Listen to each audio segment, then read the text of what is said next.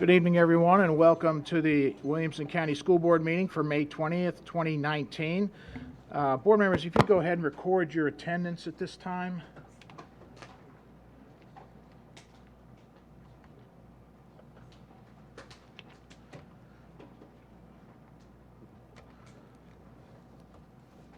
Okay, thank you. I'd like to thank Deputy Matt Erickson for being with us this evening. I also want to thank the Mill Creek Middle Mavericks Choir that sang prior to the meeting under the direction of Shelley Exler. They did an excellent job. And we have two Boy Scout troops with us this evening. Troop number 48, if you'd stand, anyone from Troop 48 with us, willing to stand up?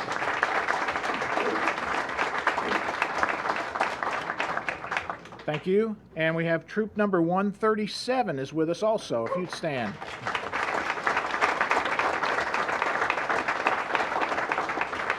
Thank you very much. Hope you enjoy the meeting. We have three previous board members with us this evening, Janice Mills, Pat Anderson, and Susan Graham. If you all would like to stand up so I can embarrass you, three.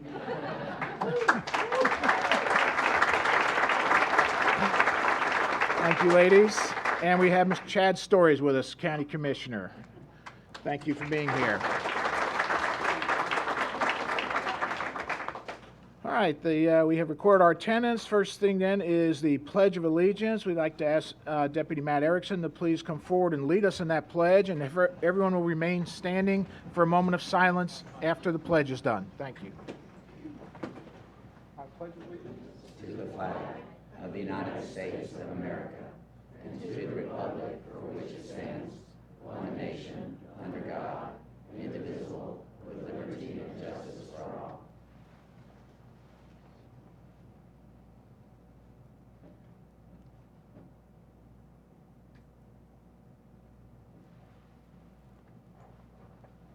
Thank you. All right, next thing on our agenda is the items of particular public interest, which is the public comment. We have 7 people who would like to speak this evening, so we'll have 3 minutes each for each person. When you come forward to speak, please state your name, your address, and the subject that you wish to speak on or to. The first speaker is Daniella Kunz.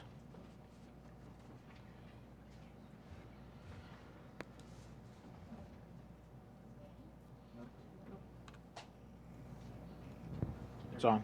Is it on? Okay. Good evening. My name is Daniella Kunz. I live at 132 Cavalry Drive, Franklin, Tennessee.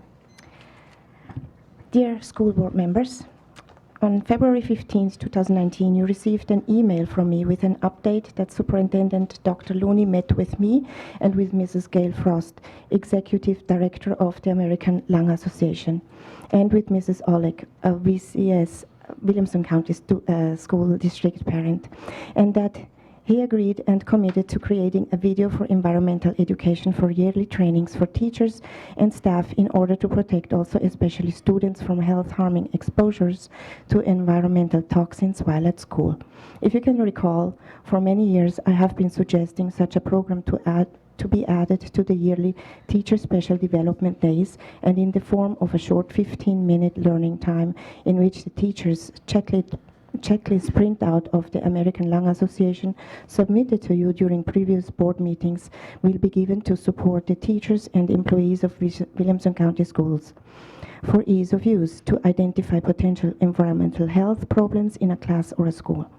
Superintendent Dr. Looney mentioned in that meeting that he will have Mrs. Cortez on this special video project and that she will be drafting the script as soon as she receives some material from me and Mrs. Gail Frost of the American Lung Association in regard of asthma-friendlier schools, dangers, and also facts about multiple chemical sensitivity and solutions to indoor air quality concerns. He also assured that Mrs. Cortez will be reaching out to us soon with updates and that he envisions to have this video ready for the fall of 2019 when the new school year starts.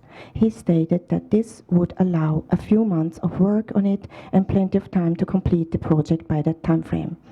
Since so far nobody of the Williamson County School District did reach out to me nor to Mrs. Gail Frost, and now there is the impending departure of Dr. Looney, who accepted the new position in Fulton County Schools, I met just recently again with Dr. Looney in his office on May 15th at 10 a.m. to personally bid farewell to him and to ask of who the person will be now overseeing this project and when it will be completed.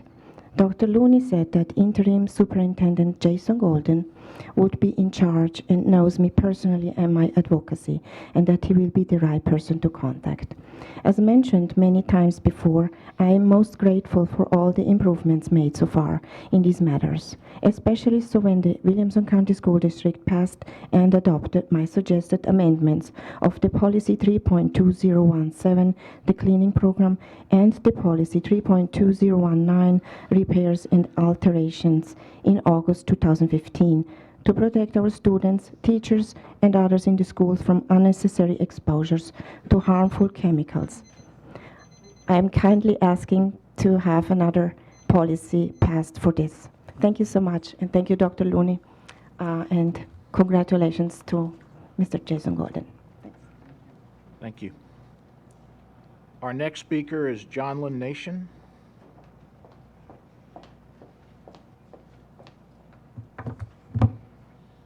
Hello. My name is Johnlyn Nation. I am a single parent in Brentwood, Tennessee, and a resident. I have a son that's a second grader at Scales Elementary. And today, really, I plan to speak more about the social studies curriculum and the lack of access and transparency with that curriculum for the public. But in lieu of what's happened in the last few weeks and the survey that was done for the public to have input regarding the superintendent, I feel that's a little more important at this point. I don't know Mr. Golden at all, and this isn't personal to him, but I would think that there would be more of an open process to allow other people to be interviewed for the superintendent's position. As I understand, Mr. Golden doesn't have a degree in education or experience as a teacher in a K-12 classroom, and it seems that there should be some kind of open process to allow other people to be interviewed for that. And if he really, at the end of the interview, if he's the best person, then I think that would be the way to handle that. The other thing I wanted to talk about is that we have great teachers and students in our county, and we have been nationally ranked and ranked in the state as far as how well things are going. But we still have a lack of transparency regarding what's being taught and some of the programs that have been done with the teachers. We know that there have been bullying and intimidation in the county, Williamson County school culture. Many teachers and parents have reached out to us with stories of forced resignations and fear for their jobs. And Mr. Golden taking over this position, he's been here for 10 years and a part of this for a decade. Can he do anything really to fix this? Let's see if there's anything else. I think really that's it. My main concern is that anytime there's a position open, it should be posted, people should be interviewed for it, and other people should be given opportunity to interview for the job. And again, nothing against you, Mr. Golden, because I don't know you personally. My mother's a teacher. I feel strongly somebody should have a degree in education to have a superintendent's job. Thank you. Thank you. Our next speaker is Mike Hinton.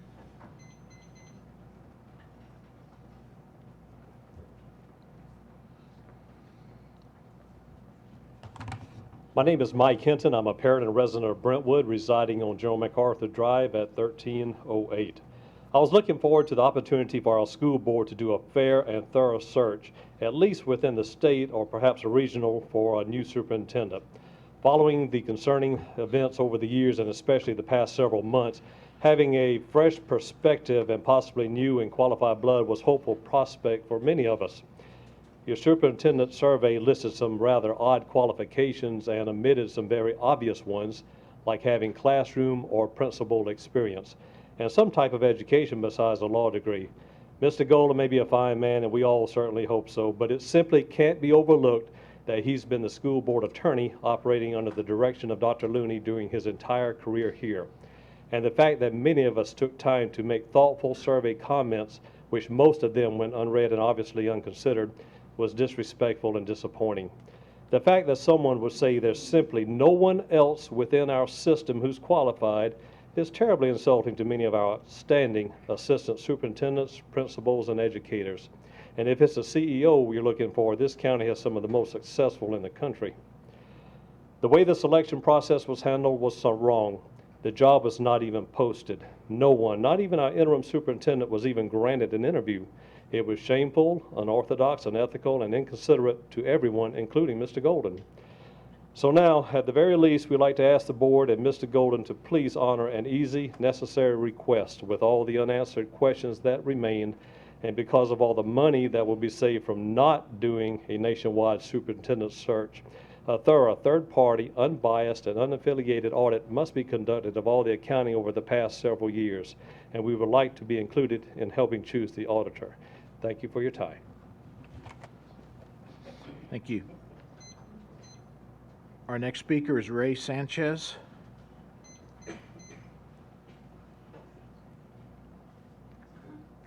Good evening, everybody. And thank you all for your service. I know sometimes this can be a thankless position to take, and people come up here and they share their concerns, but I do want to say thank you first.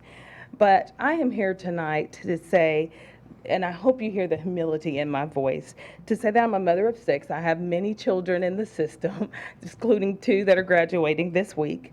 I have 15 plus years of experience here in Williamson County. I subbed in the area for 5 or 6 years, and I searched all over for this consideration process for this position, and I couldn't find it anywhere. And so I just want to let you guys know the optics on that looked very, very discriminate. And I just couldn't reconcile being a mom, being a boots on the ground person in this community and not even being considered. So I would love it if you guys would just take this mom and some other moms and dads' opinion that we're here and we would like for our voice to at least be heard. So sit down and talk to some of us here who have been boots on the ground for a long time. We know some things. I have education background, and I would be willing to sit down and talk and interview. I would love to just throw my hat in the process. And we have a very high-performing Williamson County education system. And for us to make that not a part, not at least just to raise the bar and make sure that everybody was considered is really disappointing. So I just want you, taken straight from your strategic plan, to invest some time, the expertise in your constituents here in Williamson County, and financial resources, and attract and retain high-quality employees for the roles that are they going to take on to after you leave, Dr. Looney, and thank you for your service. Thank you. Ms. Sanchez, could you please state where your address? My address is 1608 Birchwood Circle here in Franklin, Tennessee. Thank you. Thank you. Our next speaker is Kerri Vaughn.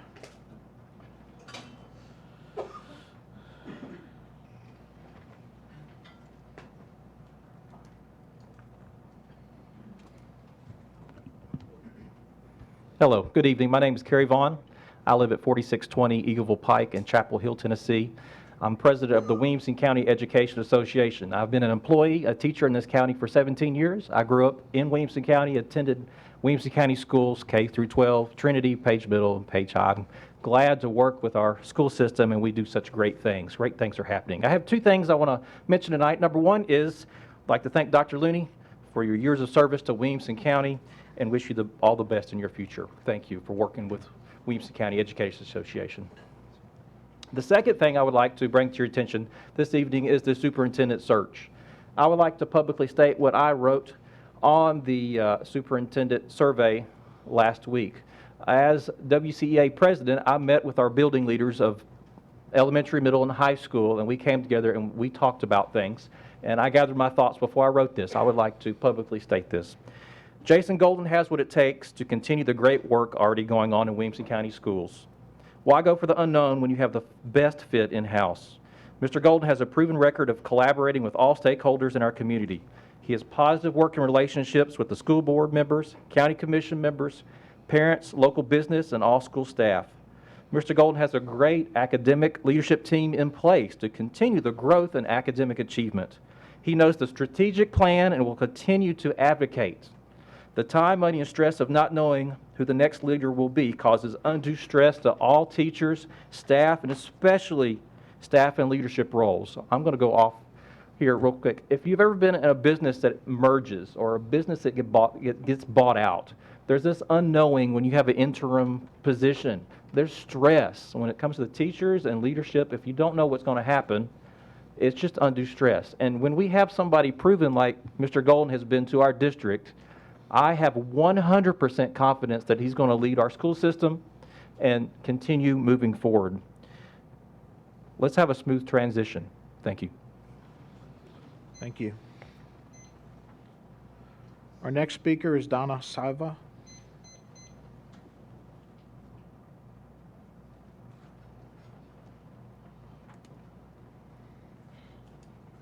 Hello, everyone. I'm Donna Sava. I'm at 1133 Cedar View Lane in Franklin. And I don't really care about the search because we elected all of you people. And having been through 9 years of poor Dr. Looney with ups and downs and everything else, I trust that all of you people will make the right decision for our district.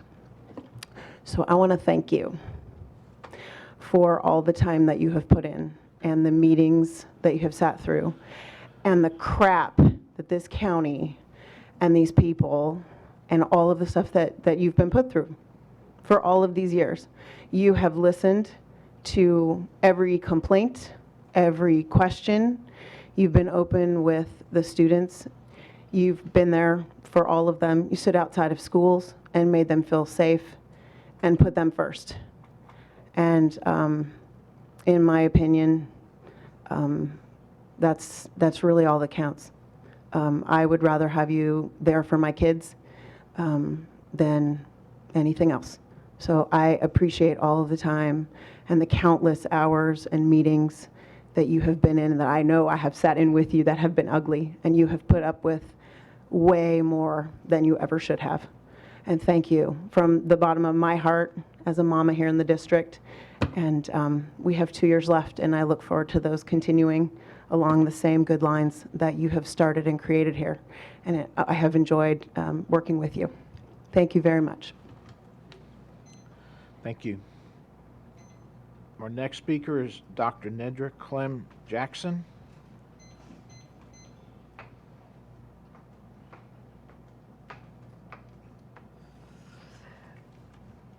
Good evening.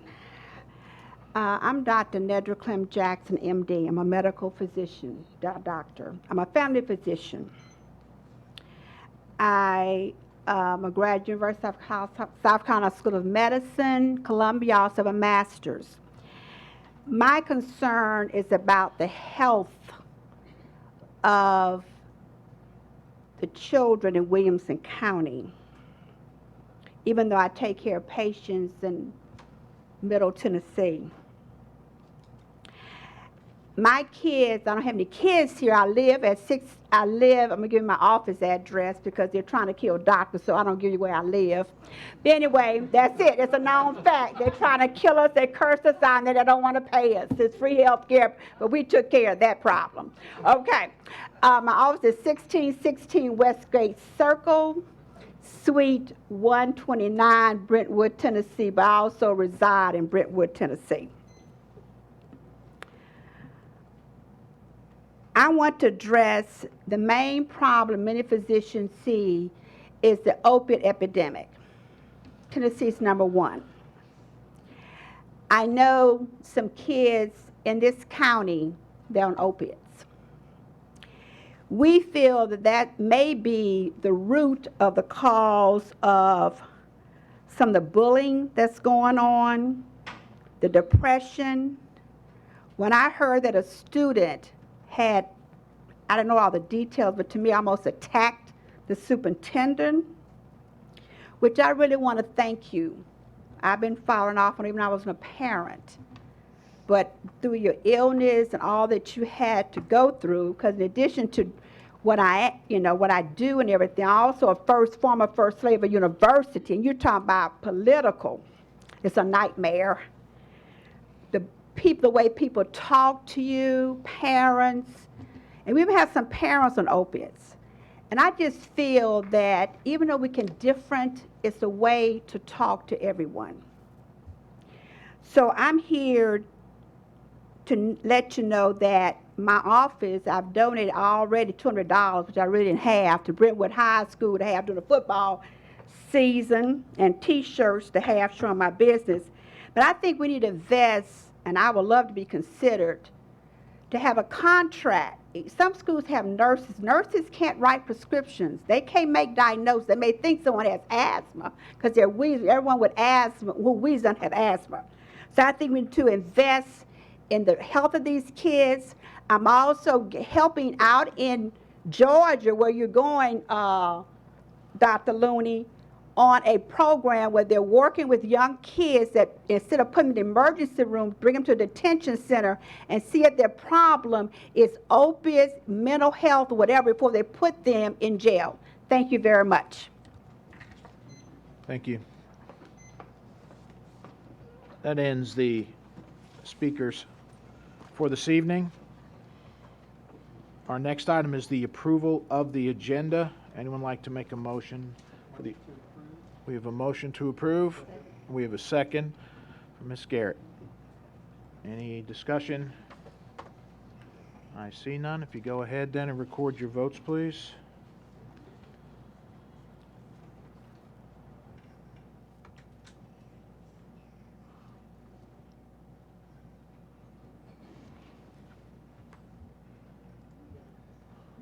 Your vote is 12 yes, 0 no. Thank you, Board.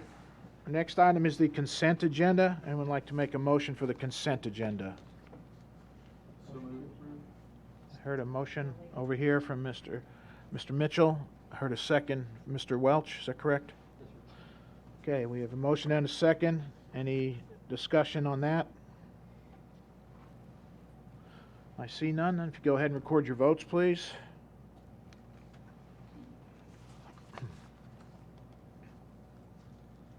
Your vote is 12 yes, 0 no.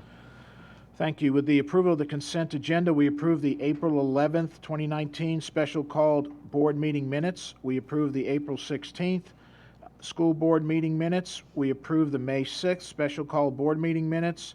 We approve the recommendation for field trip fee requests. We approve of Encore Summer 2019 Enrichment Program fees. We approve the E-Plan application for fiscal year 2020. School federal projects to include ESEA grants, IDEA preschool, IDEA discretionary grants, Carl Perkins basic grant with superintendent authorizations. Next item is communications to the board, the superintendent's report. Dr. Looney. Thank you, Mr. Chairman. Board members, I'll save my comments to the end, and I'm going to ask Mrs. Birdsong to come forward. We have a number of our wonderful students in the audience tonight with their parents that deserve some recognition, and along with some staff members. Ms. Birdsong. Thank you, Dr. Looney. Thank you, Mr. King.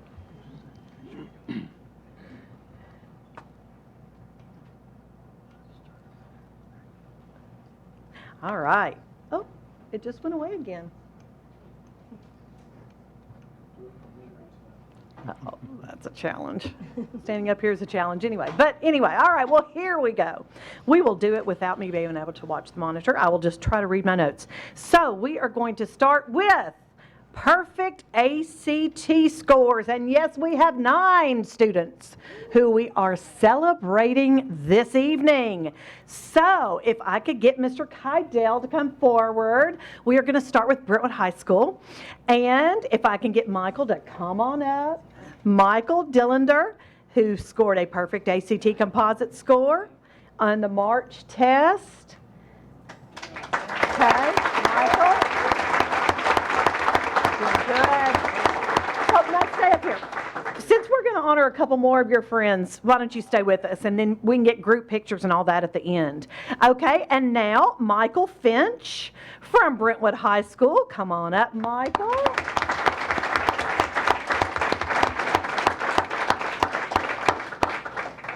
Get your medal adjusted, okay? Pictures, everybody got pictures? Excellent.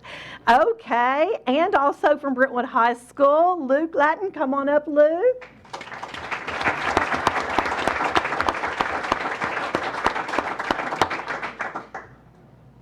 Okay, and now, if anybody wants to get group shots of the Brentwood Perfect ACT Composite students, please do so.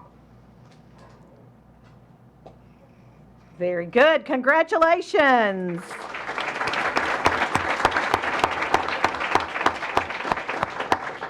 So, Mr. Nunez, come on up, please. And from Centennial High School, James Thomas. So James, if you will come up, please.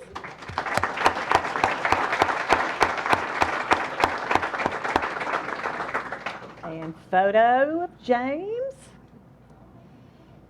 Congratulations. All right, we're going to recognize two students who weren't able to be with us tonight from Franklin High School. This is Jinsu Kim and this is David Shu. And they both earned a perfect, Jinsu earned a perfect AC composite score and David earned just a plain old perfect ACT score all the way around. So that is pretty darn good. Dr. Patton, if you will come on up, please. From Independence High School, Colin Coyle. Come on up, Colin.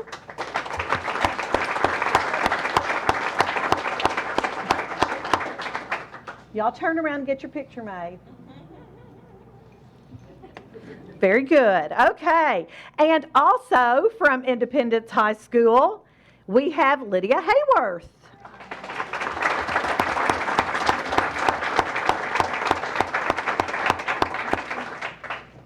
Okay, a group picture of the Independence crew. Very good, thank you. Dr. Vaden, if you would please come on up. And this is William Ranke. And William also scored a perfect ACT composite score on the March test.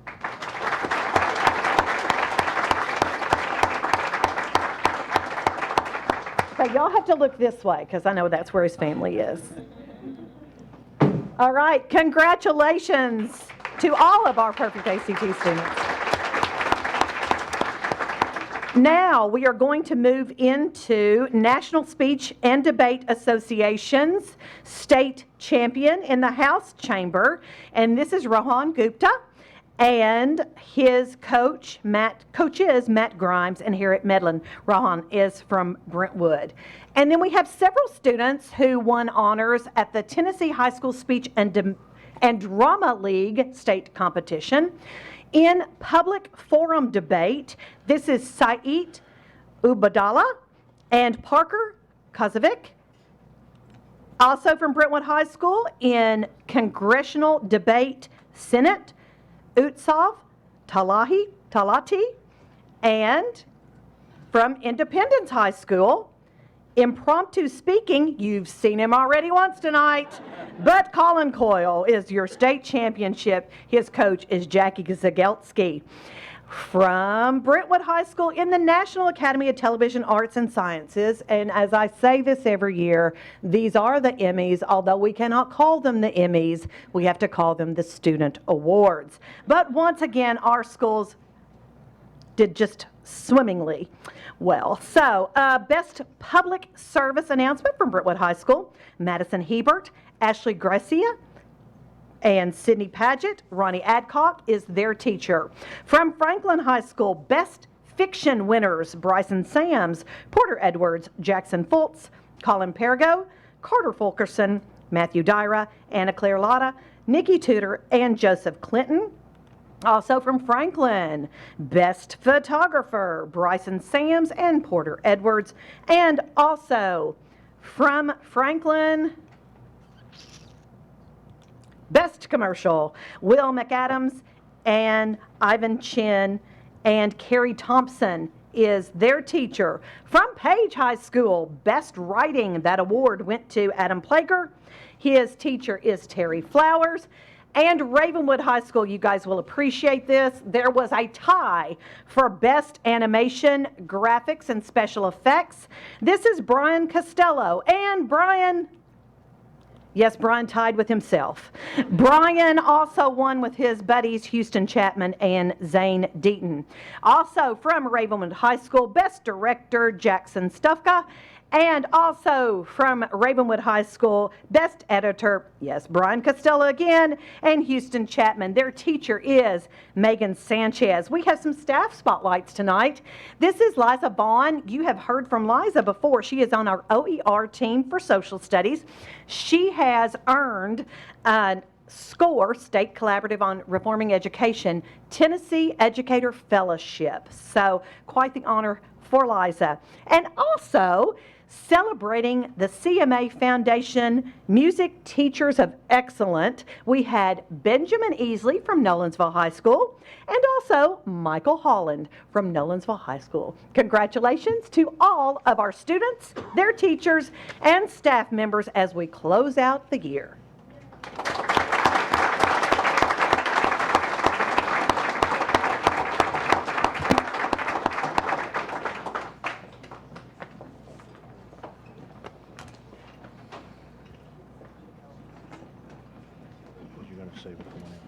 I got a couple things. I'm not going to say much at the podium. Gary, did you tell them they don't have to leave? Yeah. The board wants you to know you do not have to leave. We're not forcing you to leave. You're welcome to stay. There is a collection plate at the end of the hall.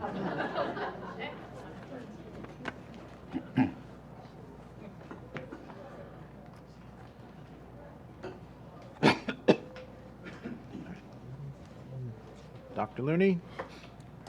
Thank you, Mr. Chairman, board members. I do have a couple of items just to update you on district operations. As you know, this is the last week of the school year. Our students will soon be going home for summer.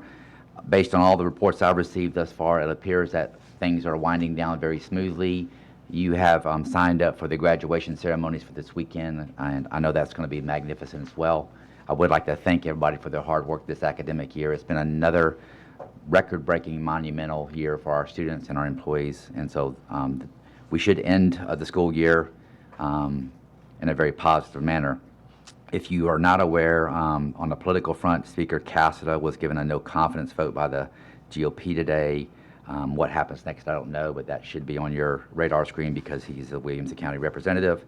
In the third item, in a very unusual move, thanks to the leadership of our county commission, the budget committee has voted for an 11-cent property tax increase, which hasn't happened in a long time, for the purpose of schools, specifically operations. So I'm very thankful to the mayor and the county commissioners that at least seem to be leaning in that direction. It will now go to the full commission for consideration. And then finally, Mrs. Holman is not able to be here tonight. She's at a conference, but asked me to remind you about the OpenGov website, which allows any resident in Tennessee to look at all of our financial pictures, the checks that we write, all the detailed information about where our money gets spent. As you know, we are audited annually by the state of Tennessee, and those audits are available for public review as well. And then finally, our school construction projects, and there are many of them, are all within budget and currently on time despite weather hazards. And that's largely in part due to Mr. Fortney's great leadership and oversight of our facilities operations. That completes the superintendent's report. Any board members have any questions for Dr. Looney at this point? Do we know when? Okay, your mic's on. Do we know when the county commission meeting is that will be voting on that property tax recommendation?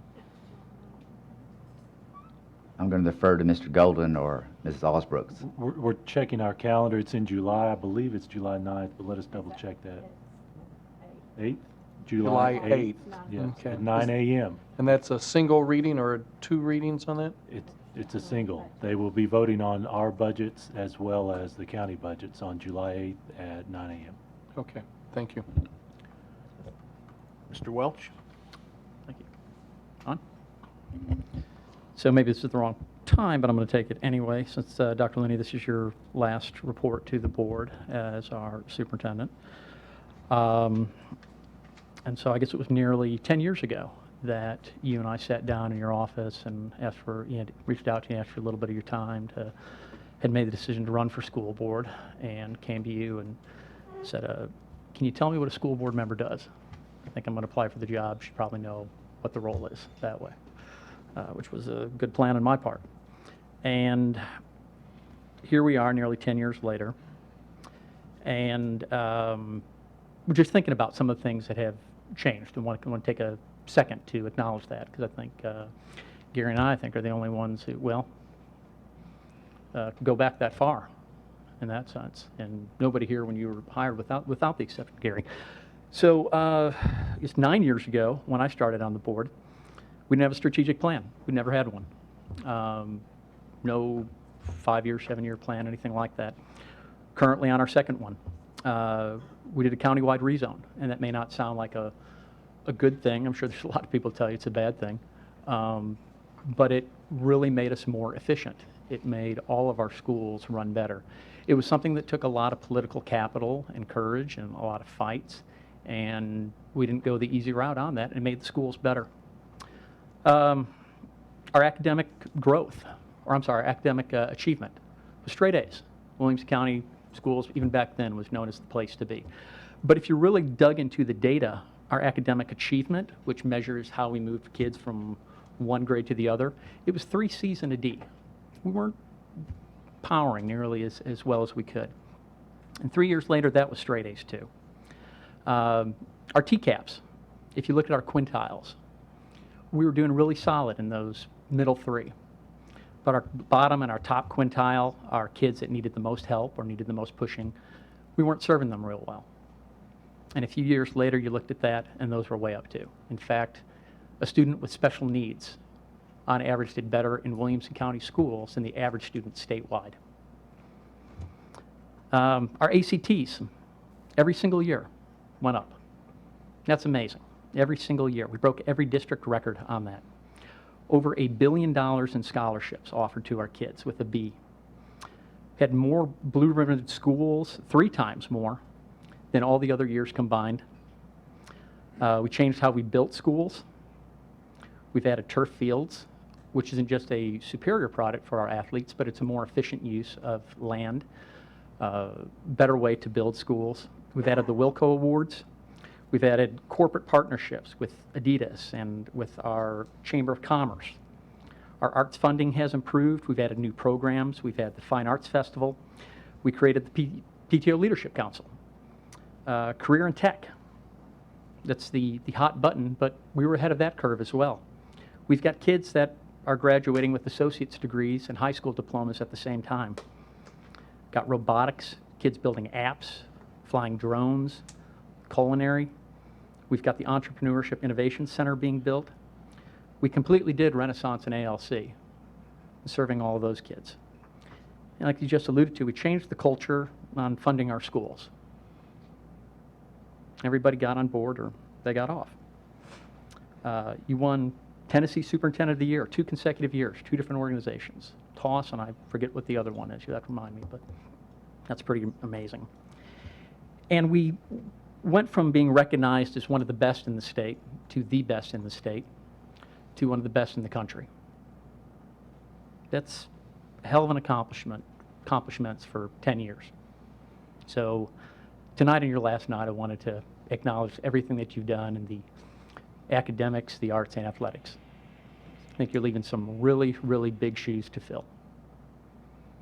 What size shoes do you wear, Mr. Golden? Oh, I thought that was rhetorical. I have size 14s. Size 14, all right. So maybe when you got that big shoes to fill, you got to hire a 6'10" guy to fill them. So I appreciate everything, Mike. Thank you, sir. And wish you the best of luck. Thank you. Thank you. Okay, next item on the agenda is the superintendent's report, the chairman's report. Wanted to first bring up about our graduations. They all kick off starting on Friday night with Centennial, Fairview, and Renaissance. And then on Saturday, we have Brentwood, Franklin, Independence, Page, Ravenwood, and Summit. And then the last one on Sunday is Nolensville, which is their first high school graduation class graduating. So I want to make sure everybody gets a chance to get out and check out one of the graduation ceremonies. The other thing I wanted to bring up is that we are setting up a Meet Your Interim Director, Jason Golden, and we have these things set up, and I'm just going to read them quickly because they will be posted on the internet. On Wednesday, the 22nd, we'll have a Facebook Live at 11:30 a.m. On Thursday, the 23rd, there'll be a meet and greet at 6 to 7:30 at Centennial High School. That's in the evening. Then Mr. Golden will be at the graduations for Fairview, Brentwood, Franklin, and Nolensville. On Tuesday, June 4th, let's meet a coffee from 10 a.m. to 11:30 at the Training Center at the CO. And then on Thursday, June 6th, we have another Facebook Live set up for 11:30 a.m. So we would have opportunities for people to meet Mr. Golden. Next thing I have is I'd like to ask Dr. Looney to come up to the podium for a moment, please. We have something for you.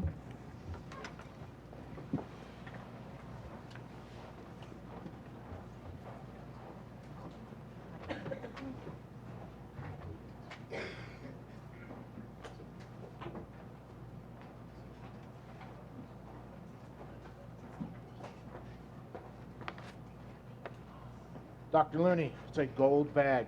It's filled with a lot of things in it. A card, but there's something that's not quite there yet. It wasn't quite as timely as you have been for us. And Rebecca is going to explain that part to you, but we have a wonderful gift bag for you tonight.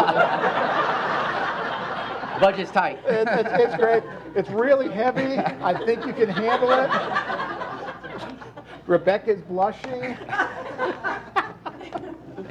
I want to thank you so much for all the years you've been here with us, working and dedicating your career to helping us get as far as we have. As Mr. Welch said, you've done some tremendous improvements for our district, and we certainly do appreciate your service here and wish you the very best of luck as you leave us and head down to that other southern state called Georgia. Thank you, sir. Would you like to say anything? Yes, sir. Thank you, Mr. Anderson. Board members, thank you. It's been an honor and a humbling experience to work in Williamson County for nearly 10 years. We've accomplished a lot, and I will tell you, it really wasn't the work that I did.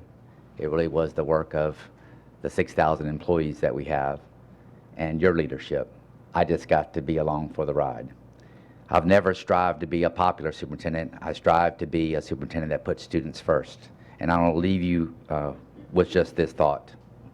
We have hundreds, in fact, we have 150 homeless students in Williamson County that don't know where they're going to sleep tomorrow night.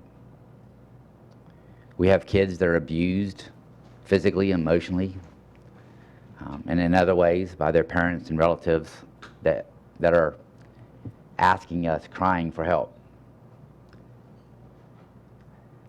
This is not easy work. And my plea to you is, please continue to put all of our students, including those students in harm's way, first. I want my body of work to speak for my tenure here, and I know that you want the same thing. So let's double down on those kids that need us.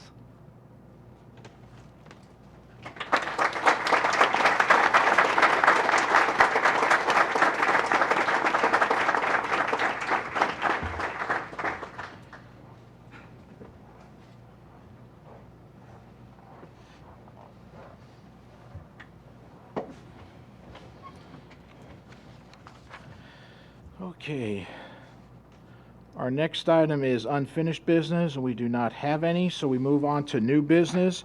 It's the 2018-2019 school board budget. The first one is Central Cafeteria Fund Budget Amendment of $26,599 for commodities. Dr. Looney? Thank you, Mr. Chairman. Board members, this is a routine adjustment for commodities coming in. I ask that you approve this budget amendment. Anyone like to make a motion for this? We have a motion for Mr. Wimberly. We have a second for Mr. Mitchell. Any discussion? I see none. You have the director's recommendation. If you go ahead and record your votes, please.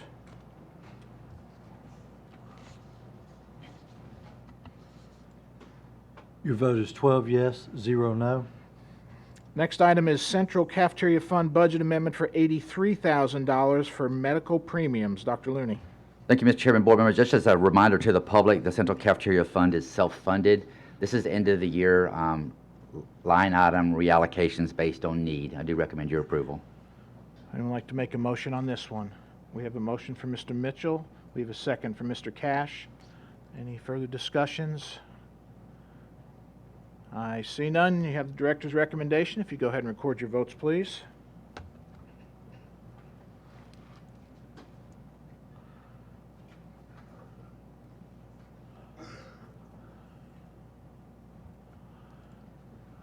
Your vote is 12 yes, 0 no.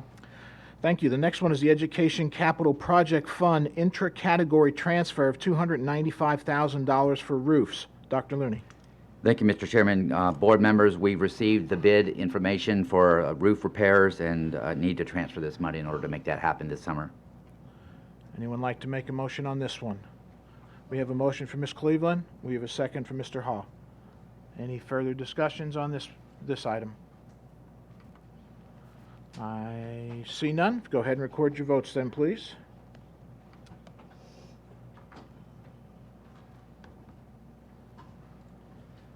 Your vote is 12 yes, 0 no. Thank you. The next item is General Purpose School Fund Resolution, $499,901 for cafeteria needs. Dr. Looney. Thank you, Mr. Chairman. Board members, Mrs. Holman did a really good job of explaining this. As you know, we bill the cafeteria program fund for utilities and other expenses. The state has determined that we overbill them and we have to reimburse them this amount of money for the current year, for last year. That is a result of a requirement that they have to have at least 90 days of operational capital in their fund, and we dip below that, so they're making us pay them back. Anyone like to make a motion on this one? We have a motion from Mr. Mitchell. Anyone like to second it? We have a second from Mr. Galbraith. Any further discussions? I see none. You have the director's recommendation.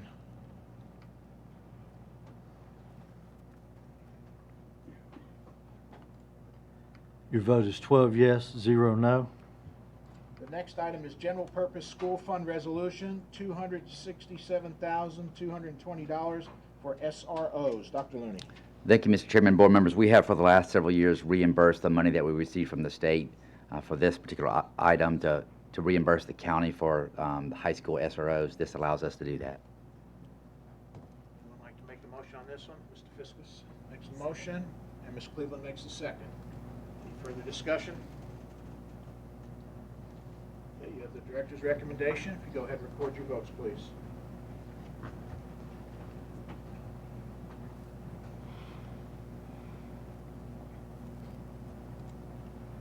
Your vote is 12 yes, 0 no. Thank you. The next one is General Purpose School Fund Resolution, $553,715 for retirement. Dr. Looney. Thank you, Mr. Chairman. Board members, once again, this is an end of the year readjustment coming from salaries to retirement benefits, just to put the money in the right line items. Okay, anyone like to make a motion on that? We have a motion from Ms. Garrett. Anyone like to second it? Second from Mr. Welch. Any further discussion? Okay, you have the director's recommendation. If you'd record your votes, please.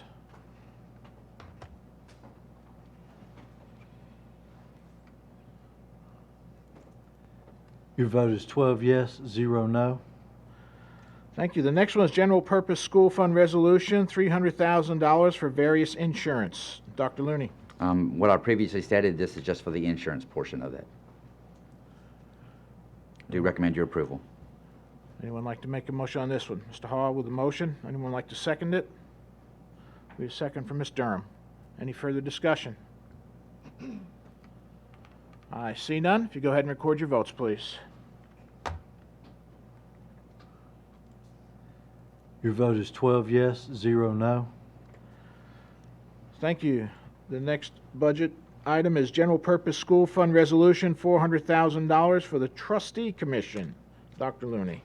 Thank you, Mr. Chairman, board members. We've discussed this a lot over the years. It's really unusual that in Tennessee that the school district reimburses the county government for the Trustees Commission, and it has nothing to do with the actual cost of operating that department. It has to do with a percentage of the tax revenue that they collect.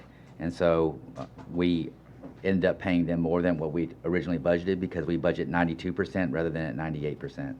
All that being said, we have to pay the county commission back some money for the Trustees Commission. Anyone like to make a motion for this one?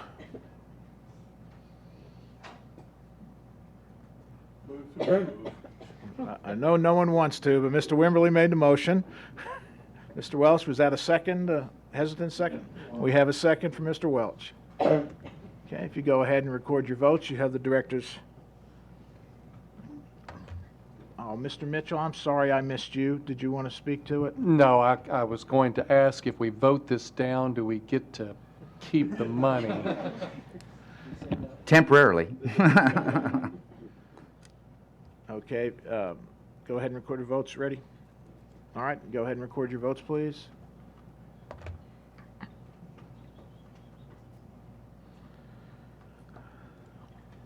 Your vote is 12 yes, 0 no. All right, thank you. We're moving on to item 7B, Entrepreneurship and Innovation Program of Study. Dr. Looney. Board members, I do recommend approval of these programs of study for the Entrepreneur Center. As you know, this is a really exciting development led by Dr. Cardi Miller. Really good things going to happen at Franklin High School in this center. I recommend that you approve the program of study so students can go there this fall. We have a motion from Mr. Welch. Second, heard a second, Mr. Cash. Any further discussion on this one? Okay, I see none. We have the director's recommendation. If you go ahead and record your votes then, please.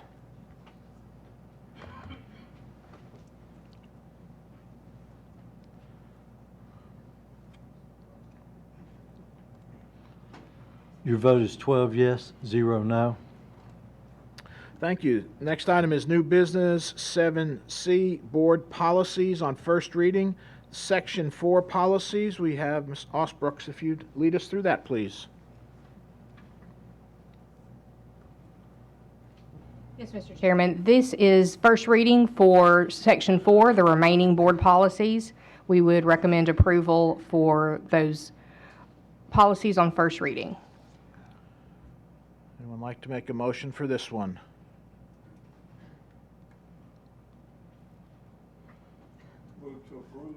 We have a motion to approve from Mr. Wimberly. We have a second. Second from Mr. Welch. Any further discussions on these policies? Dr. Looney, your recommendation?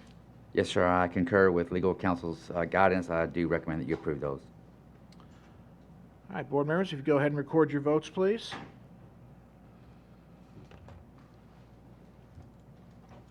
Your vote is 12 yes, 0 no. Thank you. The next item is 4.60511, graduation with honors of distinction, a deletion of that policy. Ms. Osbrooks? Sorry, cut off on it. Thank you, Mr. Chairman. This policy is recommended for deletion. The graduation with honors or distinction, that information is being moved into the new policy for first reading of graduation so that all of that information will be contained in one policy. So we would ask for a motion to approve deletion of this one policy. Anyone like to make a motion for that? We have a motion from Ms. Cleveland. We have a second from Mr. Haw. Any further discussion? Dr. Looney, your recommendation? Recommend approval. Board members, if you please go ahead and vote.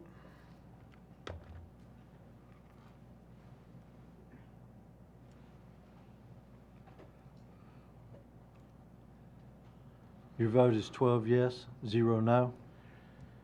Thank you. The next one is Section 5 policies. Ms. Osbrooks.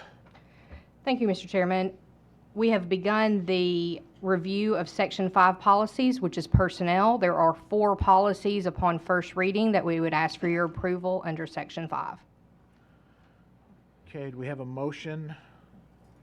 We have a motion from Mr. Cash. We have a second. We have a second from Ms. Emerson. Mr. Cash, did you want to speak on this? Okay, your mic's on. Yes, thank you, Mr. Chairman. I'd just like to thank the policy committee and Ms. Dana for, coming together and going over these policies and, in the way we've been doing it. And it helps to better understand everything. And it just makes it so much easier rather than taking it home and studying it yourself and trying to figure out what all this means. But I'd just like to thank everyone on that policy committee. Thank you. Thank you, sir. Any other comments or questions? All right, then we have a motion and a second. Dr. Looney, your recommendation? Recommend approval. If you go ahead and record your votes, please, board.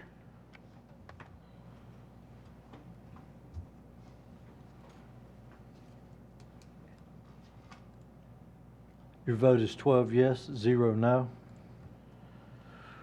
Thank you. The next item on our agenda is entering negotiations with Jason Golden for Superintendent of Schools. Would anyone like to make a motion on this? Mr. Galbraith. Yes, I move for Chairman Anderson and outside legal counsel to begin the negotiation process with Jason Golden for Office of Superintendent and begin the process for the public to actively engage with Mr. Golden prior to the board entering into a contract. Okay, is motion, and I'd like to second that. We have a second from Ms. Cleveland. Recommend approval. Mr. Haw. Thank you, Mr. Chairman. I just wanted to speak about this process because this is a really important decision that I know none of us takes lightly. And because it seems like a rapid process at this point, I want to spend some time tonight to give everyone the benefit of knowing the effort and consideration that's gone into this so far. And first, I want to thank the thousands of people who took the time to complete the survey and provide their thoughts on what's most important in a superintendent. I also really appreciate the 2,241 people who took the time to provide comments. Many of them were very insightful and instructive. Some were more colorful than others and made for an enjoyable read, and I did find value in all of them. A great deal of collective thought and effort was taken by those who shared their input. Please hear this about the process, that this survey was received and completed midday on Thursday with the compiled responses of qualities desired. And there was absolutely ample time to assess those summarized responses, and it was very clear what people thought was important in the next superintendent. The comments did take a bit of time to go through, but it was easy quickly to export them into a spreadsheet, do a search filter on interim and golden, among other keywords, and read those comments completely and tally them accordingly. And that was my first pass at analyzing the comments. Our chairman, Gary Anderson, also asked staff to assess the respondents' sentiment of considering internal candidates versus external candidates. And he shared that there was a very strong preference determined for considering internal candidates. That's really significant and speaks well for the outstanding team we have at Williamson County Schools. One of the respondents who expressed an opinion specifically about interim superintendent Jason Golden, 126 people were in favor and only 8 were opposed. That's more than a 15-to-1 ratio.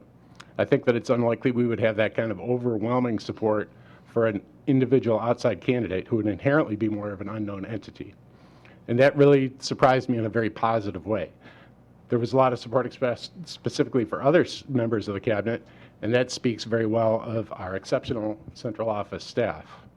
I know that those who were mentioned as alternate candidates have expressed strong support for Jason Golden, and I think that is a really important endorsement to have heard. I was not necessarily expecting such a specific resounding voice for one person and for hiring from within, but I do hear that feedback. And to those of you who disagree with that sentiment, I do hear you too, and I would encourage you to look objectively and thoroughly at the survey comments. It's really instructive to see such a diverse range of perspectives and concerns on so many topics. So all of that informed my thoughts at the work session on Thursday night, and I've been reviewing and quantifying all the comments since then. So I've read every one of the 2,241 responses, and I was thinking, how would they apply to our internal candidate? So I categorized them as follows. I thought, describes Jason Golden, does not describe Jason Golden, would need to ask Jason Golden, along with prefer internal or look external. And out of those respondents, it was 84.9% that I thought fit Jason to a T. 8.9% that maybe expressed concerns about an education background. And then about 5.9% where I thought this would be good to know more about. Out of preference for internal candidate, I saw it as 85% that expressed a preference for that. So all of that really spoke to me. Also, we've heard from a lot of people who feel that a nationwide search would be a waste of taxpayer money when you have such a strong, proven internal candidate. And if you get the wrong hire, it's not a quick fix. You're looking at 2 to 3 years of disruption, in my opinion. So conversations we've had with Jason in public settings, conversations with other stakeholders, teachers, administrators, elected officials provide me with a very high level of confidence for this candidate. He's a proven entity who has served in this role we're considering him for, and he did exceptionally well. With that unique experience, there's really no other candidate who could be this confident about, and that's a huge differentiator in my opinion.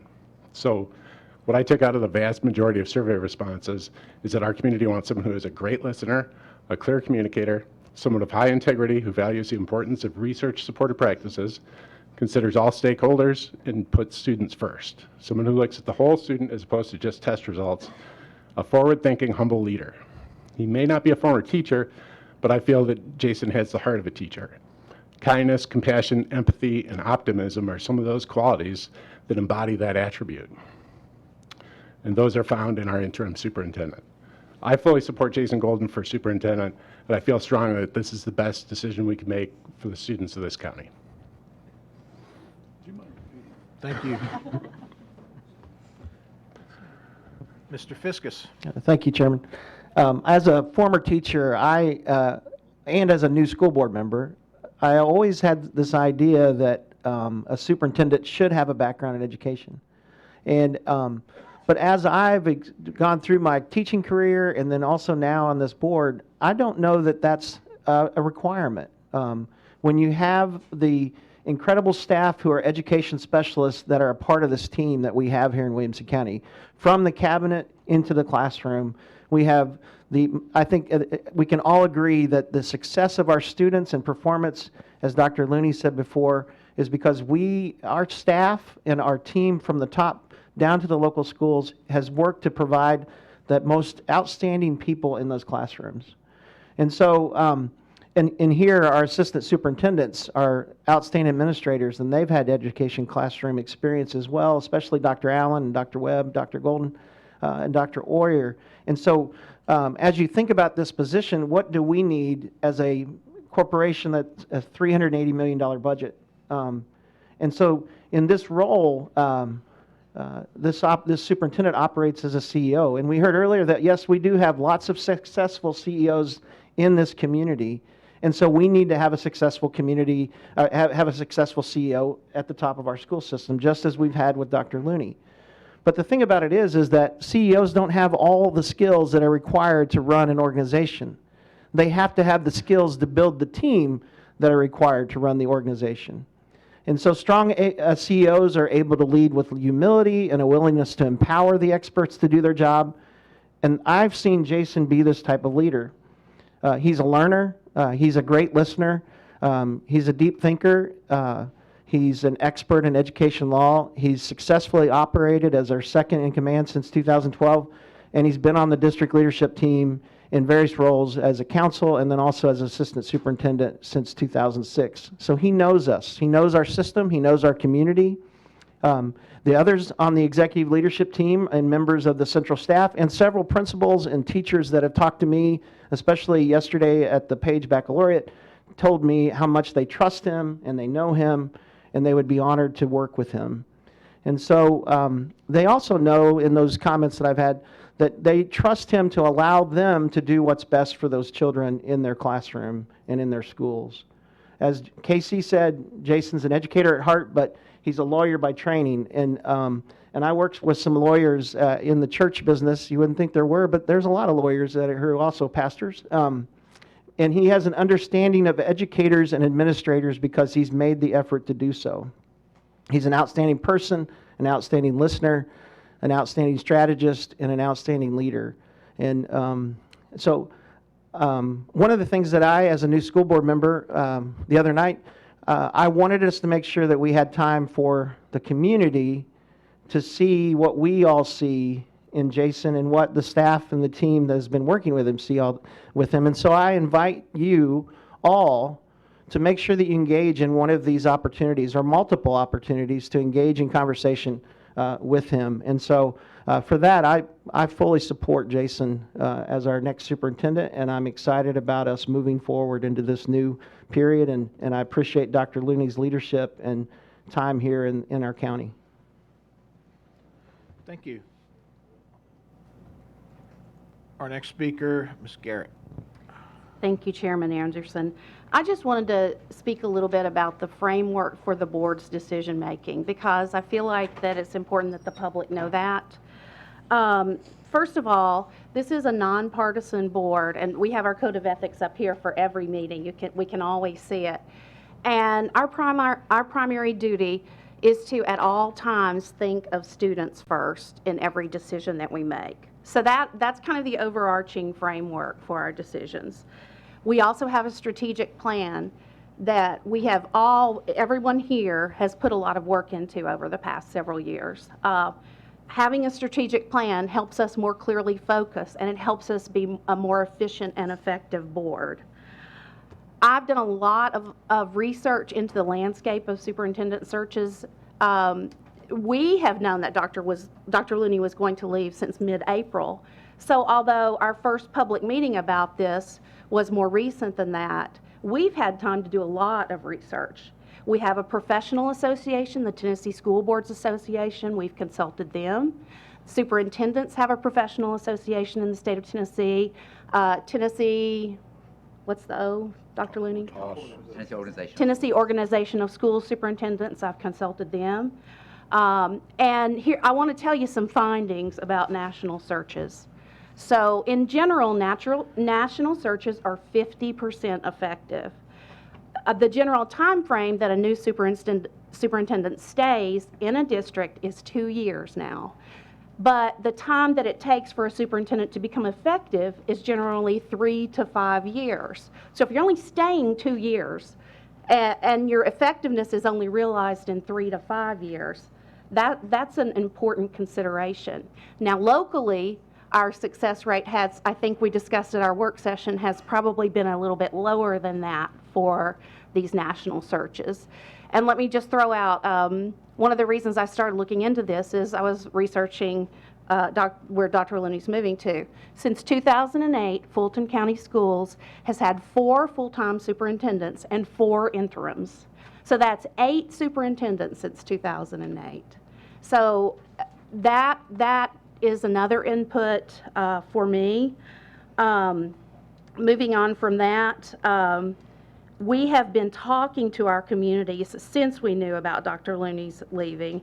And one theme that I've heard over and over is we want stability in our community.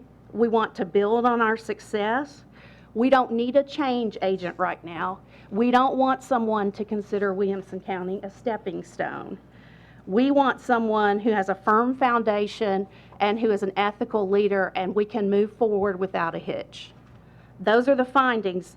I realize that this might be a fast process for some people who have just recently engaged, but a functional board can work fast, and a functional board can make good decisions if they have all of this framework behind them. I do want to point out to some of the things that have been raised and some of the things that I have seen on social media. There is clear guidance about this search. Williamson County Schools policies 5.801 and 5.802 include the parameters for the search. State law does not require the superintendent to be a classroom teacher. That's TCA 49.32.301. Some comments that say that we did not read the survey. I took PTO on Monday afternoon and read over 2,000 comments of the survey prior to the meeting. I think a lot of my colleagues did the same. And we also took advantage of legal counsel and their advice about this process. So you have the framework, and then you have the specific decision-making that was done.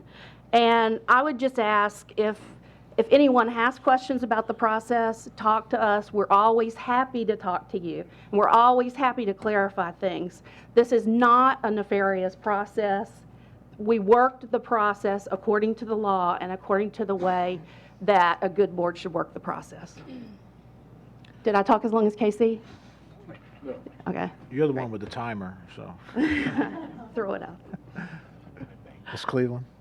Okay, well, Mr. Haw and Ms. Garrett and Mr. Fiskus pretty much said everything I wanted to say. The only other thing I can add is I know there was a comment about following our strategic plan, and that we did do. One of our strategic plans is to develop a succession plan for senior staff, and Dr. Looney has done a fabulous job with that. His senior staff, during his illnesses and other absences, Mr. Golden has taken over seamlessly and was able to make the transition. His staff stepped up to the plate, and he did a fabulous job of just what he was supposed to do, and that's why I think Jason Golden would be a perfect fit. Thank you. Mr. Galbraith? Thank you, Mr. Chair. I guess to speak to Nancy and some of the members who are the community members who spoke to this afternoon, and as well as some of the comments that I've received in engaging the community over the last few days. I know it seems like we're going quickly, but Jason has been interviewing, or I've been interviewing Jason as well as the staff for my last 4.5 years on the board, and so it makes it not with that purpose and necessarily, but that's the way when we're dealing with them every day, or at least on a weekly, if not bi-weekly basis. We're talking to Jason and other senior staff, and we understand that they didn't have to come. It's an easy decision when, like you said, for Sheila, that we've developed a clear succession plan, and so. I think a lot of the community members don't understand, and they will understand if they engage with Jason over the next several weeks, is that he's not serving as, while he is general counsel and he was prior, but he's serving as not only he has served as not only our chief operating officer, but also a deputy superintendent. So the breadth of his supervision is not only all the operation non-academic, but he is intimately involved directly with our principals on a daily basis, and I get this from discussions with several of the principals as well, and so the senior staff would concur their constant communication with him, but he is such a wealth of information for them, and talking with them, one of them put it to me really succinctly, and they said, I couldn't imagine being a principal without having first been a teacher, but being where I am and having a doctorate in education as a principal, that doesn't qualify me to be a superintendent. There's so much more that goes into being in a superintendent role than just having been a classroom teacher. And I think somebody said the heart of a teacher. I think it was KC.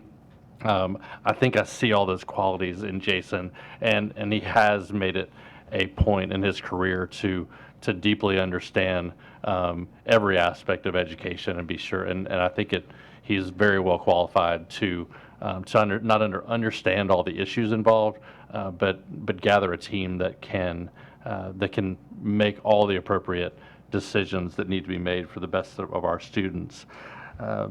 When we obviously have a really strong consensus among the board and staff, at least, and those are only the public. I guess the Teachers Association and the principals have spoken up in favor of Mr. Golden, and I think if we were with all that, I hesitate to even open up a search.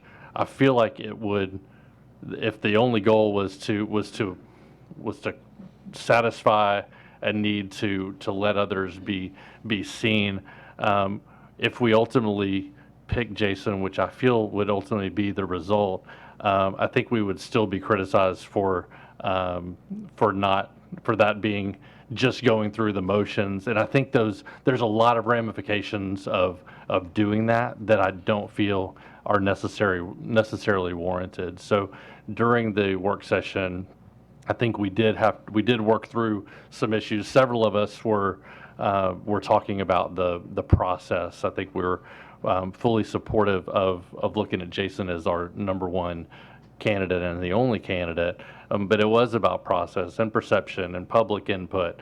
And so within the parameters that we have as given to us by our legal counsel, I think the process is going to work well in this instance. So what we've done what I hope we're doing tonight as we vote is we're starting the process, and I guess in parallel, so Mr. Anderson will be able to negotiate and start working towards the framework of a contract, and at the same time, the public will be actively engaging with Mr. Golden and finding out some of these details that we already know. And so, but at the end of the day, we're not voting on his contract tonight. We will do that at some other point, and we will give at least 15 days notice per law to notify the public on when we are ready to make that decision. And it's at that time that we will offer a contract to him. So I fully support this decision. I absolutely encourage the public to find out as much, to participate as much as you can in this process, and it's truly we do need. And in my private conversations with Mr. Golden, I've encouraged him, and I think he agrees. We need the community support for this. This is not something that we want to do in a vacuum, and I look forward to looking through the process. Thank you. Thank you, Mr. Welch. Thank you.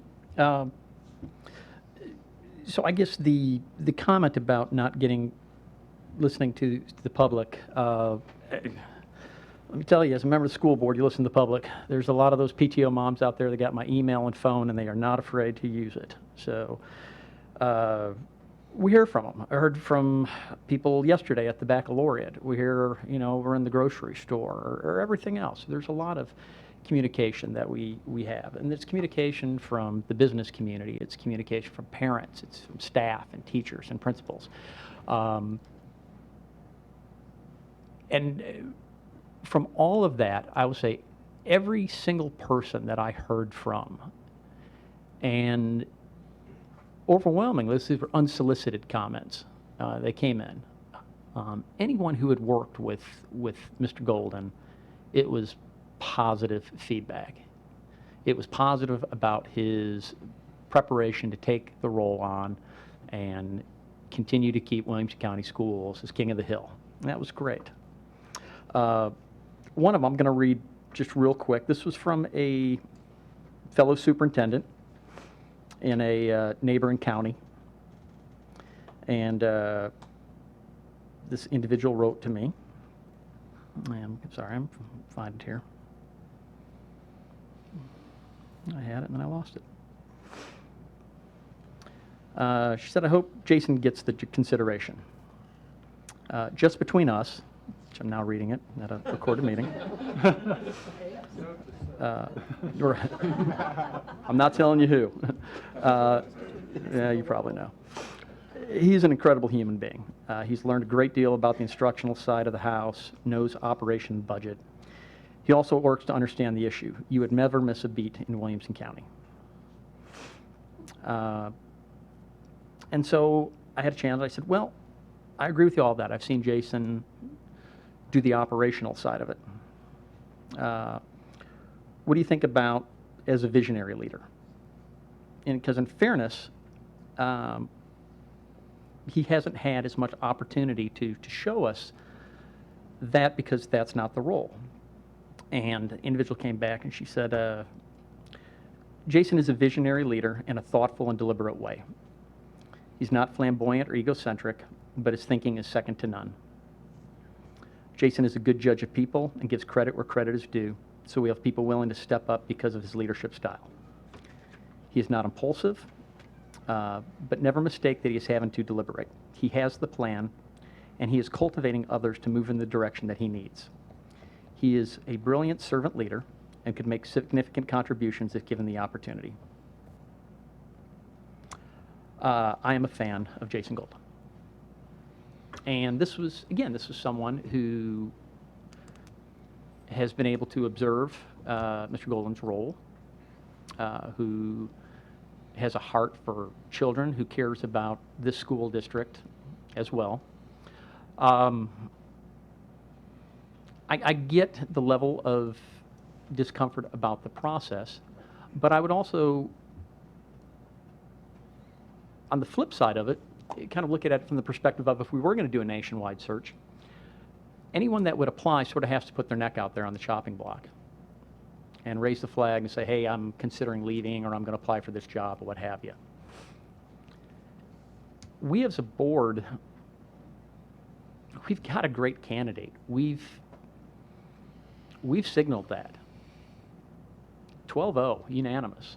Our principals have given us good feedback, our teachers, everyone. And so I think we could do a search for the sake of search's sake, and politically it would look nice and be nice, and we could say we did it, and then we could come back to the same decision. Or we could not waste the taxpayers' money and just go through an exercise in futility when we know we have a good candidate.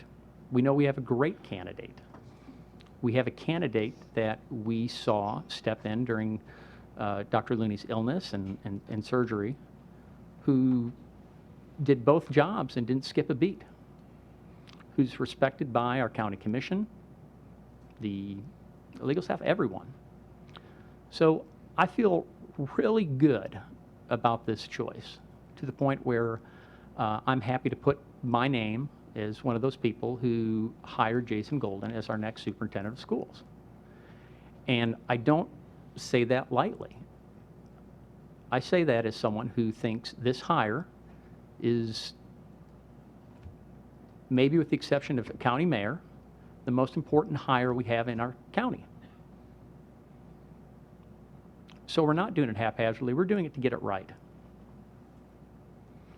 I've kind of looked at a little bit like when you hire a football coach. And there's a couple ways you can do it. There's the Butch Jones approach, where you can go find someone that's seen as an up-and-comer at maybe a smaller program, and you look to bring them in. There's the Jeremy Pruitt approach, where you go to maybe a larger, successful organization, you grab kind of one of their number two guys. And I think there's the Phil Fulmer approach, which is what we're doing, which is where you hire from within because you've seen that person. You've seen what they do, you've been grooming them for this role for when it comes along, you know that day is out there in the future, and you know that they've got the culture already set up, they've got the plans, they're in pace with you. You're not trying to fix something that's broken. You're trying to keep the train moving and get it up to that next level and move it a little bit faster, and that's what we're doing right here.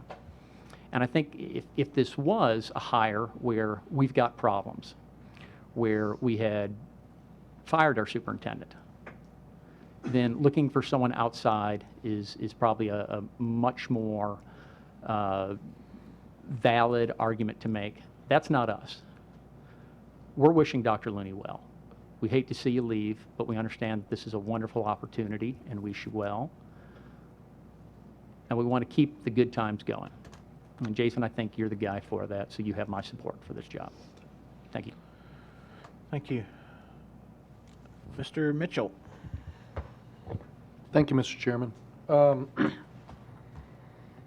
So a couple of thoughts. I think it's been pointed out to me by more than one person that, and I think what Ms. Garrett pointed out as well, is that external searches are successful maybe 30% of the time. You have replacements or candidates that are hired and stay on average about 2 years. I'll point out the last 3 searches that this district has done has given us Mr. Greer, Dr. Johnson, and Dr. Looney. And of those 3, only one stayed longer than a couple of years and has a record to show, a successful record to show of it. So as I sit on this board with 11 other people, I feel like every one of us takes our job very seriously, and we don't do this we don't make these type of decisions casually. We don't come to this choice without some deliberate consideration every one of us has done. I've been an elected official on 2 different boards for a total of 15 years now, and this is the 4th executive replacement that I have participated in. So I'm not afraid, and the last 3 of those were national searches. So if I felt like a national search was the right thing to do, I would have no hesitation to make that motion and call for it and advocate for it. But you go after a national search when you do not have a internal slate of candidates that are strong. That's really that's the reason you would want to go outside of your own organization, is if you don't have the confidence in the people in the organization to step up and continue running it. We have a very strong staff in Williamson County Schools District, and the internal option is the right choice for this district at this time. Jason has all the qualities that I, as an elected board member, am looking for in both a leader and a superintendent. And that's why I am willing to forego a search, because we have the best candidate available to us. He's a known quantity. We don't have to worry about what we don't know about him. And I think it was Mr. Galbraith, that had said we've been interviewing Mr. Jason for years. So it's not like we have to all of a sudden figure out who he is. We've been working with him. He's been part of our decision-making process. Somebody was talking about our strategic plan. He was there at every meeting that we had. Last year, when we were doing the strategic plan, he was an integral part of the conversations in putting that together. So it's slam dunk from my standpoint. We're blessed to have him and have him willing to step into this position, in my opinion. Thank you, sir. Ms. Durham? I just wanted to say I feel like we're really fortunate to have Mr. Golden on the staff right now, and the ability to step into this role, and he's proven before that he can do so do a very good job at what he does. In fact, when he was the interim superintendent during Dr. Looney's surgery, I had so many comments from people that heard from him just about how professional and easy to talk to and responsive he is, and he just does a great job filling in. And the first thing that I started getting texts about from constituents and emails once the announcement was made for Dr. Looney leaving was that people wanted us to put Jason in the job. So there's so much, and in looking at the survey responses, the verbatim responses, it struck me that the only few comments that were not supportive of Jason were more centered around the educational background. And the comments supporting Jason were direct personal experiences with him, either as a teacher or someone who's worked with him or a parent. And I just have my own personal experiences with Jason too. As a PTO president prior to being on the board, he helped me navigate through a lot of situations, and as I was learning that role, he's helped me as a parent outside of my board role navigate through some very stressful situations with my child. And he's just as a board member, I've asked him several questions. He's just so super great to get along with. I can't stress enough that his qualifications, well beyond the educational component, are going to drive us to a really great place. And I feel super supportive. And I would just request that anybody who doesn't support Jason specifically, I would like to know specifically why. Outside the educational thing, we do hear that, but I want to know specific interactions that you have had with him that would cause you to think that he would be a bad superintendent and that he would not lead us forward in a good way. So I want that specific feedback, if there is any, to help us make any future decisions. Thank you. Mr. Cash. Thank you, Mr. Chairman. I think we can all see that no one on this board is taking this superintendent position lightly. And I'd like to thank my colleagues. Man, there's been some homework done around here. And I think, as Mr. Galbraith said, we have worked with Jason one-on-one in meetings, strategic planning, all of our online training, the entrepreneurial center. This man has been involved in each and every step in our county, and some of the new things we've brought out. Dr. Looney has done a fantastic job leading this, but as he said earlier, he couldn't have done this without this staff right here, this cabinet that supports him. And my thing is the importance of teamwork,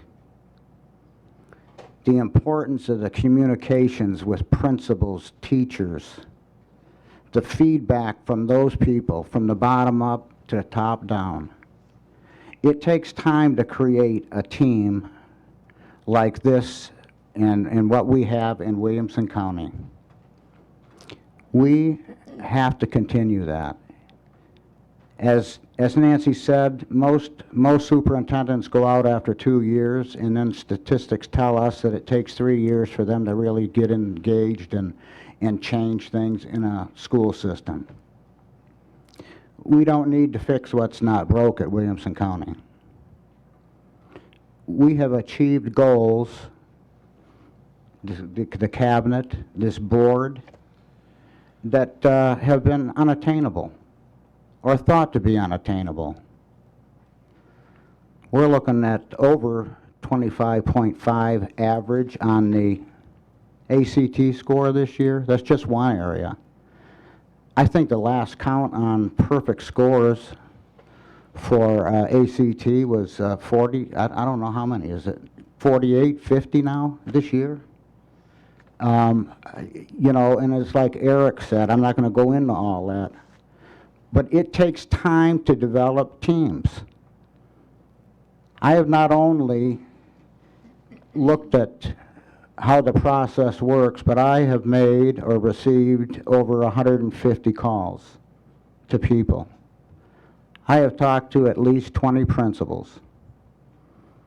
and just throwing out, what do you think about a new superintendent? And they just simply say, hey, you know what, things are going good in our schools. We can improve on some things. You know, we'll have to. That always occurs in business, a business this big. But Jason Golden's name comes up every time. I have talked to political leaders, aldermen, commissioners. A state representative called me wanting Jason as a superintendent because of how he communicates with people. That and the staff people that I've spoken with about this, and they want to come alongside of him. There's no one in this room that knows everything. I know the academic side has come up, but in Jason's position, he has taken on a whole lot more than just being the lawyer. He has walked beside Dr. Looney for years, stepped in when he needed to step in. The school system went on without a hitch. Why look elsewhere? We cannot try to fix what's not broke. Thank you, Mr. Chairman. Thank you, Mr. Cash. Mr. Wimberly. Mr. Chair, I note that the next item on our agenda is salary for interim superintendent of schools. I don't think we're putting ourselves in a very good bargaining position. No, we've kind of put that cart before the horse. Yeah. Before we vote, I'd like to hear from Mr. Golden. Thank you, Mr. Wimberly. You know, I had jotted some notes down thinking I might have an opportunity to talk about Dr. Looney. And I've been humbled by what you all have said. I haven't gotten this much praise my entire life combined. And I will tell you, I'm not perfect. You know, it almost feels like a eulogy, but I'm not perfect. I do make mistakes, but I did want to tell you that I'm not going to be able to answer every question tonight that's been raised. But many of you board members have had one-to-one conversations with me asking me challenging questions, and I appreciate it. I appreciate those challenging questions that you mentioned. I want to tell you a couple things about me personally, and then I'm going to talk about Dr. Looney a little bit because I can't help it. Personally, I came from a family of teachers. My grandfather was an elementary school teacher and an elementary principal. My dad was a high school teacher and a college professor. My sister's a middle school librarian, and many aunts, many other relatives involved in education. And I went a different route academically. I got a different degree. But I have an emotional and intellectual grasp of what teachers need. I believe I do because I've talked to many of them. I've lived with teachers. I've spoken with many of our teachers. And I appreciate the WCEA comments, Kerri. We've worked together for a number of years. And I'll tell you also, I know what good instruction looks like. And I can walk into a classroom just like a principal and know what good instruction looks like. I think about principals who have to judge areas that they don't have an expertise in. How does a principal evaluate somebody who teaches German without knowing German? How do they do that? Because they know good instruction. And more important than that, I know that we put good principals in place. That is, if it's not the most important role of a superintendent, it's right up there, getting good principals in place. And then principals in turn put good teachers in place. And teachers are the heart of what we're doing when we're serving these students. And I'm proud of the work we've done as a team. It's hard for me to talk right now because I say we a lot. And I'm saying I in this little soliloquy I'm giving you. But whether you leave me at interim and make another decision or ultimately decide to hire me as a permanent superintendent, we're going to be talking about we. Because there's no way one person can do this work. And those principals sitting out there know that. It's all about the team. It's all about the family that we've built here. And I want you all to know that, and I want the folks out there to know that. And this work is important. It's important because it involves children. There's no more important work in a community than serving your children. And Dr. Looney and you as a board, and I'm looking at the language right here because it's set up here for us to see it, right? This code of ethics is set here for you to see it when you're voting. I will at all times think in terms of students first. And that's not just your code of ethics. That's our code of ethics as well. And we're always going to stay focused on what's best for students. We've done that as a team, and we're going to continue to do that. And a lot of people care about what we're doing here. And they should, because it's important work. And like Dr. Looney said, it's hard, but it's important, again, because we're serving our children. And I also recognize this public position will get criticism. Dr. Looney's lived it. You all have mentioned that. Some of our parents have addressed that. And that's one of the reasons it's hard. But you know what? I'm a lawyer, and I appreciate the criticism because that's a sign of a healthy democracy. And that's something I'm emotionally committed to as well. And so sometimes that criticism can be painful. Sometimes it's not true. But it's part of a healthy democracy, and we're going to continue to welcome that as we go forward these next months and these years as a team. So now I'm going to step back and talk a little bit about Dr. Looney. And I'm really jumping way back as I jotted something down. Public schools are one of the foundations of this country. And when it's done right, it can be the heart of a community. And that's what's happening here. And all of us who work for the school system, PTO parents, teachers, everybody who does something for this school system, we're all stewards of what others have built ahead of us. And I want to thank Dr. Looney for his role in that. I want to thank him for pushing us to be even better during his tenure. My tenure here predates him by 4 years or so, and he sent us to a different level. And Mr. Welch mentioned a number of examples of that, and those were examples pulled off a tree full of fruit. And some of you may know the reference I mentioned, because when he was being interviewed, Dr. Looney told us in 2009, there's a lot of low-hanging fruit here at Williamson County. And we thought we were good. And sure enough, we found some low-hanging fruit to really raise that bar and make ourselves even better. And I want to say I appreciate him for that. And whether I'm here as interim or as your full-time superintendent, I intend to do the same. I intend to push us to be even better. We need to innovate. We have a great team of professionals with different areas of expertise. We're going to work together as a team. We're going to continue to innovate. We're going to continue to push that envelope. We've been pushed to the point where we're going to have to get even more innovative. I'm tall, so I'm going to reach for those pieces of fruit that are a little bit above the low-hanging ones. Because the truth is, Dr. Looney... I take objection to that. Okay. Dr. Looney did more than just pull off the low-hanging fruit. He innovated with us, and he's led us to some great things, and I think we're going to continue to do that as this team continues to work. So I'm very proud of what we've done. I'm very humbled by your comments, and I did want to mention one last thing because I am a lawyer.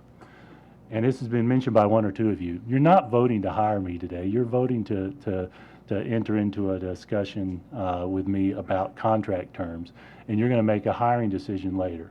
And so I respect that, and I look forward to the next few weeks. Thank you. Thank you, sir. Mr. Wimberly, did you have anything else to add, or? Okay. Ms. Emerson? Thank you, Mr. Chair. I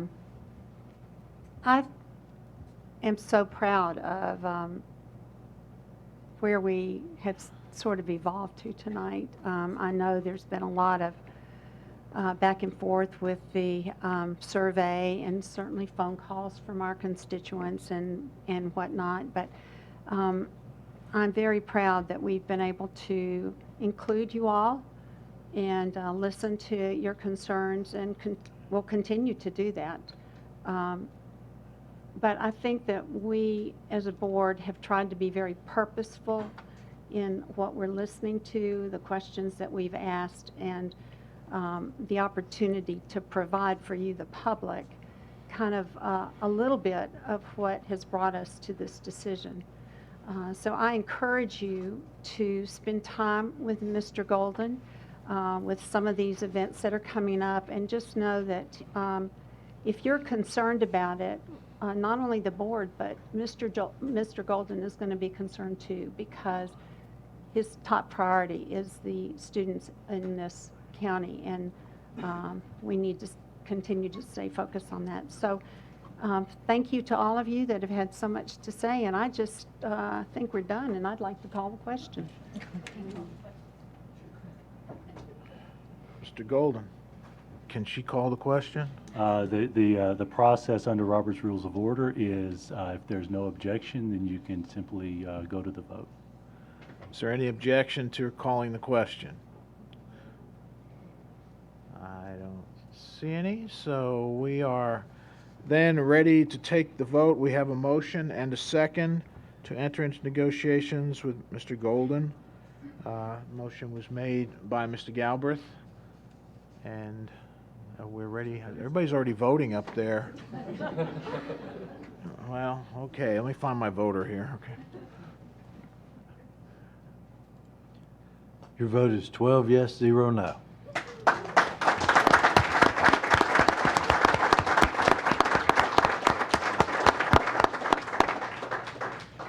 All right, thank you for that. The next item on the agenda is a salary for the interim superintendent of schools. At our last board meeting, we did officially name Mr. Golden as interim superintendent, but we never discussed with him a salary, nor did we discuss if he really wanted to do it. He did not affirmatively, but we never really asked him. So we would need to enter into, or have someone enter a motion to determine or set a salary for Mr. Golden as the interim superintendent of schools. With Motion to pay him. motion to pay him, that's good motion. But we need to get an amount there on the table. Yes, there is an attachment in your. If that's your wish. Hold on, let me turn your mic on. Go ahead, sir. Mr. Chair, I move to utilize the proposed salary for the board's interim superintendent candidate, Jason Golden, to be recommended to be $250,000 annually. The salary is recommended to be paid according to the usual payment schedule for district employees on the 15th and 31st of each month. Okay, it's a motion. I'd like to second that. All right, you all want to flip forward over here? I'll say Miss. All right, we'll give it to Mr. Wimberly. So we have a motion and a second. Any discussion on the salary? And Mr. Golden, I guess before we vote on it, wouldn't we need to ask you if you're willing to accept that? I'm willing to accept that, yes. All right, and Mr. Galbraith? Yes, thank you, Mr. Chair. I just want to make sure that everybody knows from a budget standpoint, there's plenty of room. We're essentially taking a slightly less than Dr. Looney is making and paying him for the period that Dr. Looney won't be here anymore. So, and we'll also be saving Jason's original salary. So from a budget standpoint, there will be no need to ask for additional funds. Okay, thank you for that.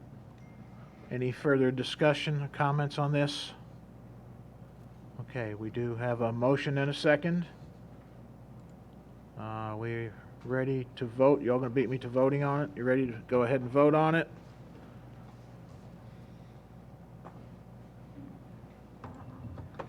Your vote is 12 yes, 0 no. All right, board, that's the last item on our agenda. Let's see, Mr. Wimberly. I think we would be remiss if we didn't give Dr. Looney a big rousing standing ovation.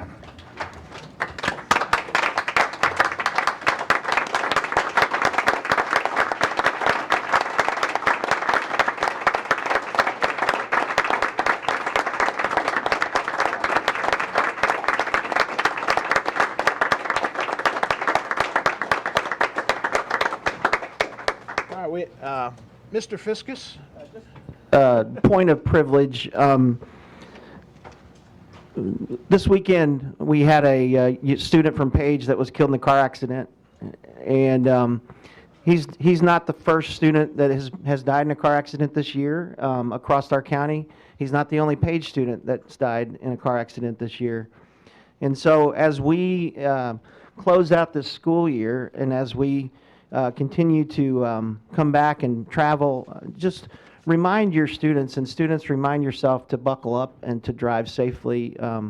I've talked to the county commission, County Commissioner Chad Story and Greg Lawrence in District 4 about Arno Road, and they have been very responsive. In fact, the County Road Department came out to the site this morning, and they have been doing assessments there about how to make that safer. And so I just want to thank them for their expedience. And I just want to ask all of our students, parents, to we want to see you graduate. We want to celebrate you. We want to be there with you throughout your entire school career. So drive safely. Buckle up.